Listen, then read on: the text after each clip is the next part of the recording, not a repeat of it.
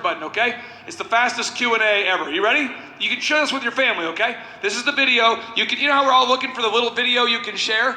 Okay, so get ready to hit the record button in 5 seconds. So you guys get your phones out. Here we go. 5, 4, 3, 2, 1. All right, folks, we have Dr. Rose here, Dr. Keith Rose. Dr. Keith Rose, were the models that said that 2.2 million Americans would die from COVID-19, were those false? Yes.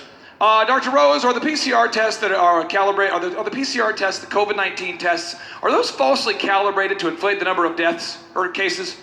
100%. So you're saying that the PCR tests, the COVID-19 tests, those are falsely calibrated to inflate the number of cases?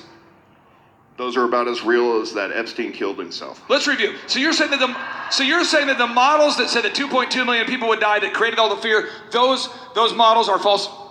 That is correct. And are you saying that the COVID-19, the PCR tests are falsely calibrated to inflate the number of cases? 100%. And are you saying that 100% of the patients that you've treated have not died from COVID-19?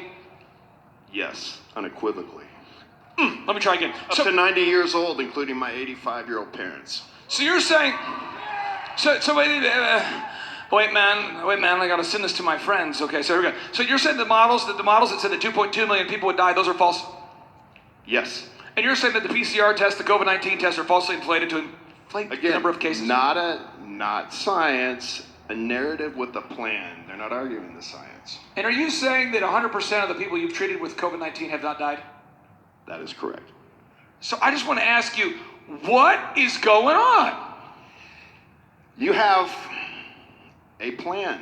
And this is not conspiracy theory 10 hats, you just look at it. The PCR test was adopted on January 17th. But it was adopted by on January 15th, but it was submitted for publication January 17th for coronavirus before we even had a pandemic. That's the medical journals.